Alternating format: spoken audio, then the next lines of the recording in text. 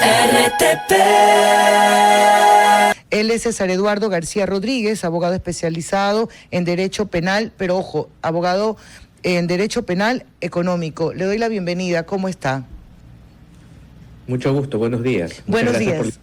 A usted gracias. Yo decía hace unos minutos nada más que le iba a pedir un par de precisiones porque necesitábamos conocer con quién estamos hablando. Ya sabe que esto también tiene mucho que ver con un tema político y aquí la postura o la identificación o ideología, si quiere, tiene peso muchas veces en el análisis. Así que, ¿usted tiene alguna relación con alguno de los procesados? ¿Tiene alguna vinculación con la organización política que está relacionada por el personaje? Me refiero al ex vicepresidente Jorge Glass. Ninguna vinculación. Okay. Vengo a esta entrevista a hablar como abogado especialista en Derecho Penal Económico y en tal sentido intentaré ser lo más objetivo posible frente a los hechos que han sido expuestos por la prensa en estos días. Comprenderá la importancia para mí, sobre todo como periodista, esa aclaración y esa definición previa a los argumentos que usted va a presentar. Primero hablemos un poco de los tiempos. Eso sucede en el año 2017, ¿cierto? Es justamente un cambio de gobierno y una urgencia de atención. ¿Cómo se describen las responsabilidades o cómo se marcan las responsabilidades de acuerdo al cargo que se tenga? Porque nosotros revisábamos en algún momento con esa lógica, el responsable final siempre será el presidente de la República. ¿Cómo sabes hasta dónde es la responsabilidad de cada uno de los servidores públicos? Bueno, en delitos como el peculado, o en general delitos contra la eficiencia de la administración pública, estos son aquellos tipos penales que impiden que la administración pública logre cumplir con sus fines o realice de manera adecuada sus funciones. Existe una teoría que se llama teoría de delitos de infracción del deber. Okay. ¿Qué significa esto? Todos los servidores públicos tienen deberes inherentes a su cargo. Estos deberes son deberes extrapenales. Son deberes que al final la normativa te entrega, son deberes que implican un comportamiento que debes asumir según tu función. Okay. Los deberes de cada servidor público son distintos, son diferenciados y van a depender del rol que están ocupando específicamente. No podemos nosotros decir que, por ejemplo, un gerente de una institución pública vaya a tener los mismos deberes que una persona quizás de un rango medio o de un rango bajo. Eso es lo primero. ¿Cómo nosotros identificamos una responsabilidad penal en este tipo de delitos? Cuando la persona, dentro de su rol, según el conjunto de deberes que tiene, infringe estos deberes y producto de la infracción de esto, se genera un resultado delictivo, que en este caso sería un tipo penal de peculado. Ok. Hay que analizar en tal sentido, primero, si la persona es servidora pública, eso es lo más importante. Segundo, cuáles son los deberes o las funciones de esa persona. Y si en la participación de esta persona, en función de sus deberes, esto generó el delito. Ok, aquí hay dos personajes, el señor Bernal en ese caso, ¿cierto? Carlos Bernal creo que es el nombre, y también está el que en ese momento era vicepresidente de la República. En el primer caso hay un decreto que define cuáles son las responsabilidades y competencias. En el caso de Jorge Glass, ¿qué definía su responsabilidad en lo que usted ha llamado delitos de deber o por deber? Así es, delitos de infracción del deber. Del deber. Jorge Glass en este caso formó parte de un comité de reconstrucción y reactivación productiva y del empleo que era o tenía la función de mitigar los efectos del terremoto. Esa era la función específica. Y entonces este comité tuvo a varios miembros que iban a actuar con voz y voto y que iban dentro de sus funciones a implementar planes, programas, acciones y políticas públicas para la reactivación, producción y generación de empleo. ¿Y cómo se hacía esto? A través de lo que fue la recaudación de ciertos ingresos públicos que se establecieron a partir de una ley y bueno, esto iba a ser destinado directamente para Manabí y Esmeraldas y las zonas en general afectadas. Entonces, que por cierto, la ley tenía un nombre ridículo, ley de corresponsabilidad. Corresponsabilidad, cuando no entendí yo eso, pero bueno, dele que lo interrumpí. Sí, y justamente en este comité Jorge Glass tenía voz y voto y actuaba en calidad de vicepresidente, como delegado directamente del presidente de la República. Y esto estaba compuesto por más personas, eran entre 6 o 7 personas, el secretario nacional de Planificación, el coordinador de desarrollo social, de producción, empleo y competitividad, de seguridad interna y externa, prefectos de Manabí, alcaldes en general, y participaban y digamos que definían este tipo de programas y de políticas públicas. En tal sentido, ahí ya nosotros sí encontramos ciertas funciones inherentes al rol que ocupó en este comité, específicamente Jorge Glass. Okay. ¿Por qué? Porque efectivamente tenía voz y voto para poder implementar o poder recomendar y establecer que se establezcan determinadas obras prioritarias, necesarias e importantes para lograr que Manabí pueda ser reconstruido. Podemos nosotros identificarlo a partir de allí. Usted habló sobre la eficiencia de la administración pública y eso es sumamente amplio porque a veces solamente nos quedamos en el peculado, si hubo peculado o no, y no sobre un uso o un manejo eficiente realmente. ¿Qué es lo que viene a continuación en este caso de lo que he podido recabar? La discusión es qué obra era prioritaria o no y bajo qué criterio debería ser eso considerado. Esto en el hilo del por qué al final termina con una sentencia. Dentro de las responsabilidades o de las libertades que tenía Jorge Glass, él podía por sí, sin ningún tipo de estudio, definir qué obra era prioritaria o no. ¿Cuál obra? Bueno, de hecho, se saltaron según el expediente. Igual es importante mencionar. La sentencia, si bien ya fue dictada, todavía no existe una sentencia escrita. Ok.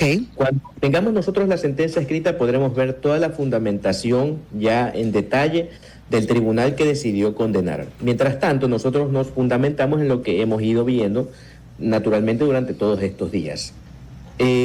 Partiendo de allí, digamos que ya un análisis muchísimo más técnico de la perspectiva jurídica lo podremos ofrecer en ese momento específico.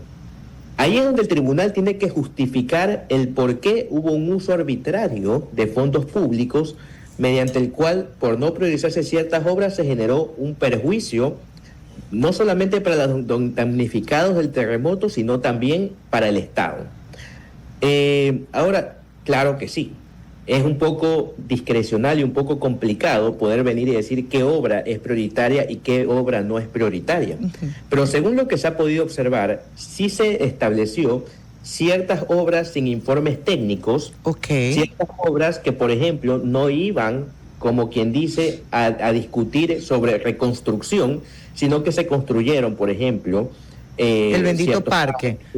Exacto, carreteras que no estaban destruidas, obras inconclusas, y que al final del día uno dice, bueno, más allá de que sí existe un ámbito de discrecionalidad sobre determinar o no si esta obra es prioritaria o no, yo sí creo que ciertas personas con sentido común se podrían decir que, por ejemplo, es mucho más importante restaurar un hospital, las viviendas destruidas o las zonas donde efectivamente existe mucha afectación, antes que quizás obras que, si bien muy probablemente son importantes, no son prioritarias. Ahora, dentro del delito del manejo de recurso público, ¿eso cabe en qué tipificación? ¿No especulado? ¿Qué es?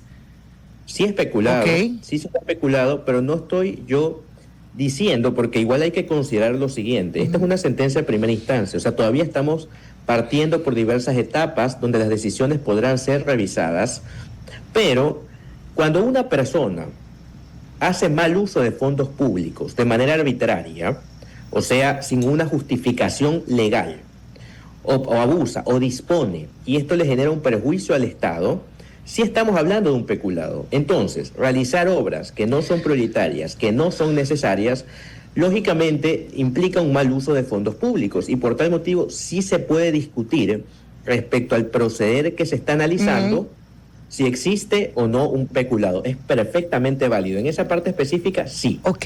Hay ciertas cosas en la sentencia que sí vale la pena discutir, que sí me hacen un poco de ruido, pero por lo menos desde la perspectiva jurídica, definitivamente nosotros podemos discutir un peculado. ¿Sabe con qué me quedo yo así media incómoda? Y yo hubiera querido, claro, yo no he leído la sentencia, pero lo voy a molestar a usted para que lo haga y luego nos cuente acá, abogado. Es porque cuando se habla de todo este caso de la reconstrucción de Manabí, se hablaba de básicamente haberse robado el dinero. Y es evidente lo que pasó en Manabí. Es evidente que no se construyeron las obras necesarias, es evidente que no estaba el hospital de Pedernales, es evidente que niños, a pesar y que perdieron absolutamente todo, también se perdieron ellos mismos, porque lastimosamente luego de ese abandono se da el escenario perfecto para que vengan depredadores sexuales y comiencen a captarlos. Es que no solamente es un problema de fondos, era un problema social y lo que terminó siendo en Manabí. Pero entonces, vaya pues, voy a lo que le decía hace un momento, abogado, se presenta esto como un robo descarado a los fondos. ¿Se habla de eso en el juicio? ¿Se menciona que hubo robo?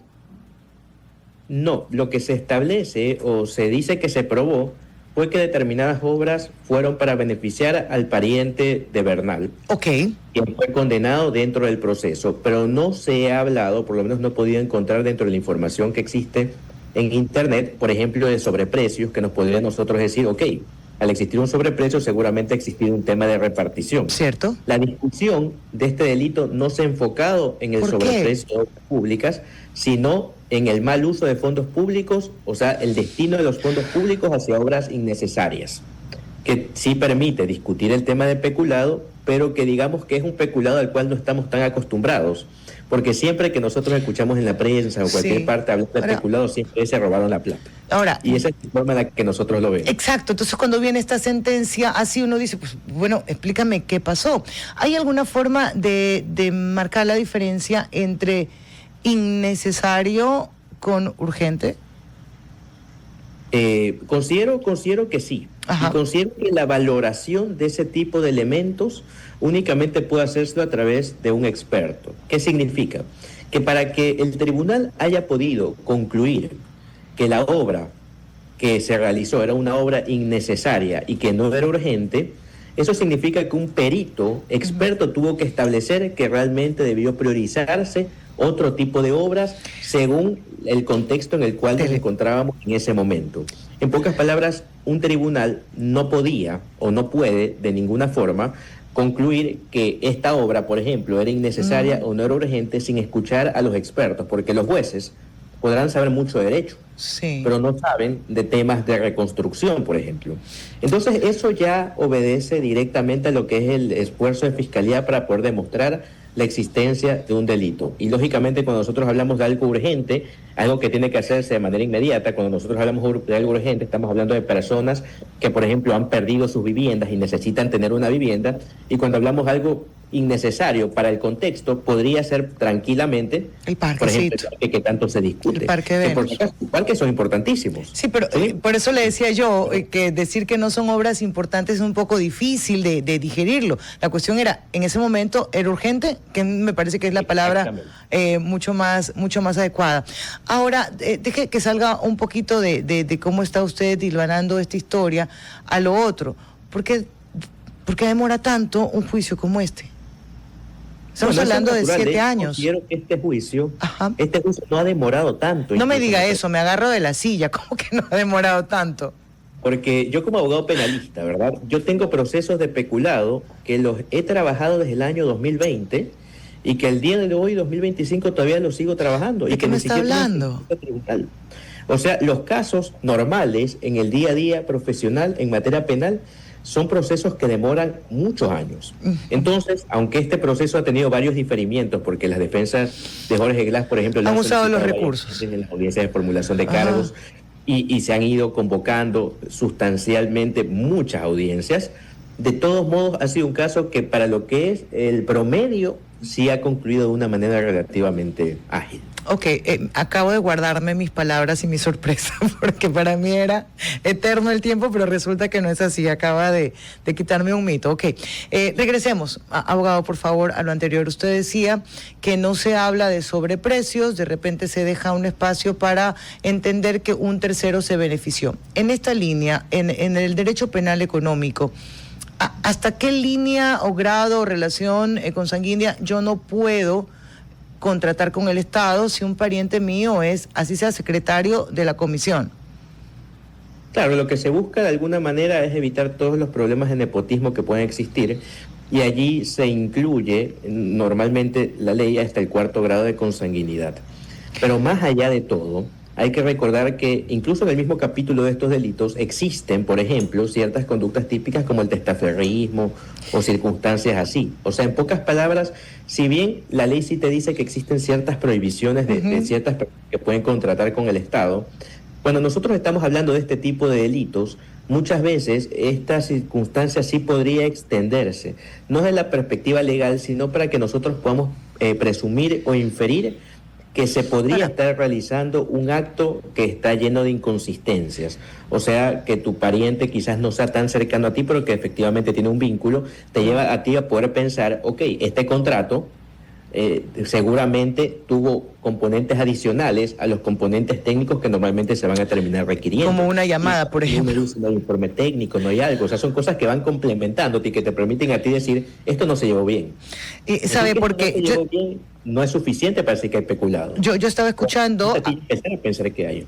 Sí, te puede hacer llegar a pensar, pero tienes que demostrarlo. Yo estaba escuchando al señor Bernal en una entrevista con los colegas de La Posta, y justamente él refería, decía, están hablando de que yo me he enriquecido, pero ninguna de las empresas que tienen, con las que se contrató, hay alguna relación de parentesco. Pero dígame algo, puede ser que yo no sea el dueño de la compañía, pero puede ser que de repente yo tenga acciones, y soy primo del secretario o subsecretario. Eso también debe considerarse. Claro, o soy beneficiario final, o sea, soy la persona que al final del día es la que recibe el beneficio, aunque de manera societaria no aparezca de manera expresa. ¿Eso cómo sería? Final de hecho. Muchas veces tú pones a personas para que hagan las cosas por ti. Cierto. Pero que al final el que se beneficia es otro. Y eso es más normal de lo que parece. Y decir, yo no me beneficié económicamente, no te quita la posibilidad de haber actuado o cometido peculado, no. Si nosotros hablamos de beneficiarte económicamente, podríamos hablar de un cohecho, que muchas veces va de la mano con el peculado. Ok. O sea, eso, ¿Y cómo lo demuestras?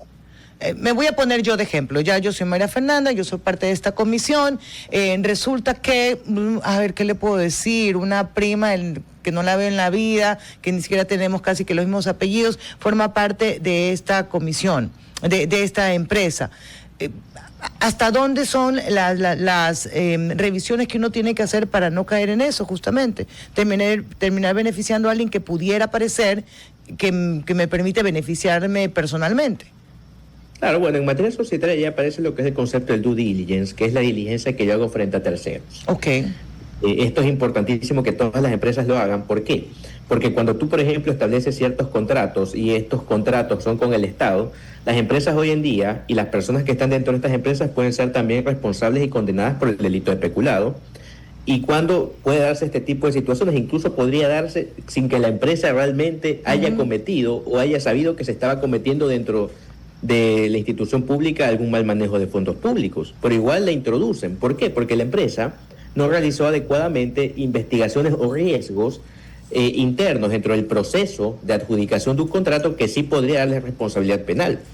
Y así funciona esto, porque claro, uno no puede al final del día saberlo todo, pero sí puede hacer esfuerzos para prevenir cualquier escenario que sea negativo. Entonces allí ya más bien, y eso sí es recomendable para las empresas y que justamente se mueven dentro de todo lo que tiene que ver los procesos de contratación pública, establecer un sistema de cumplimiento, establecer un adecuado sistema de obtención de información frente a terceros para saber tú con quién estás negociando. Porque, por ejemplo, aquí estamos hablando de parientes. Sí. Si los parientes eran lejanos y no sabían, pero eran parientes, lógicamente se ven de alguna forma tachados o responsabilizados en esto.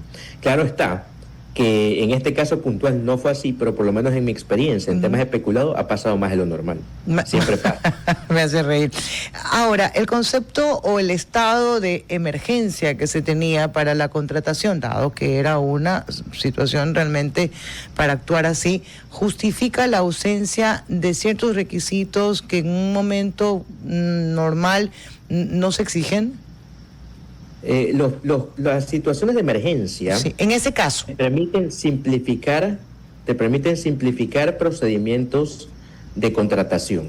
Porque claro, por ejemplo, es como cuando se hablaba de los hospitales públicos, o sea, si tú tienes un hospital que no tiene medicina, estás en emergencia porque tienes tú que conseguir de urgencia esto de acá, y si me someto a un proceso de compras públicas que me va a terminar demorando, las personas se están muriendo.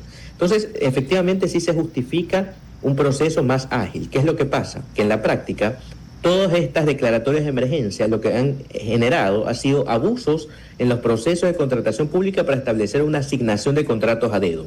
Y esto no es algo que ha pasado el día de hoy, esto ya ha venido pasando durante mucho tiempo. Por ejemplo, cuando nosotros hablamos ya hace muchos años de estos casos especulados en el Hospital Teodoro Maldonado, en el Hospital Durán, en el Hospital de los Ceibos, de IES, ya veíamos que justamente se había abusado de este tipo de figuras y, por ejemplo, entregado contratos a través de convenios de pago. Aunque que, usted claro, me dicen, el convenio de pago sirve, pero tú no puedes abusar de esto. Entonces, tener una situación de emergencia no te faculta a ti a saltarte los filtros de legalidad que la ley te impone. Usted me ha dicho que hay que revisar la sentencia, que esa todavía no está escrita y que seguramente va a tener otro análisis, pero de lo que usted del caso lo ve fuerte, pues tampoco está, no es la última instancia, o por ahí quedaron bailando. Yo creo que hay mucho que pensar sobre este caso con objetividad. Considero que hay un aspecto que sí me hace mucho ruido. ¿Cuál? Nosotros, a Jorge Glass y a Bernal condenados como coautor. Coautor es una persona que colabora de una manera muy importante para la comisión del delito. Pero cuando nosotros hablamos de un coautor, significa que tiene que existir un autor. Sí. Y la pregunta es, ¿quién es el autor? Normalmente el autor va a ser el que firmó el contrato, va a ser el que autorizó directamente el gasto o el pago, pero si aquí no hay autor, me están diciendo que Jorge Glass participó en la comisión de un delito donde nadie cometió el delito. Déjeme. El autor del tipo penal es el que, si tú ves una persona allí y le disparas, tú eres el que cometiste el asesinato. Pero el que lo agarró para evitar que huya, ayudó a que se cometa el delito. Y la pregunta es, ¿quién es el autor en este delito? Déjeme. Continúe. Sí. Normalmente, cuando tú ves una sentencia donde solamente se condena a un coautor, normalmente es porque el autor, digamos, está fugado y tienes que seguir con el procedimiento. Ahora, dígame algo. Pero jugar en ausencia. Ahora, dígame algo. Si es coautor, ¿quién en teoría es el autor? Pero no, me refiero en el grado, en nivel de responsabilidad, porque si yo estoy al frente de reconstrucción, de esta comisión de reconstrucción, ¿quién más por encima de mí podría estar?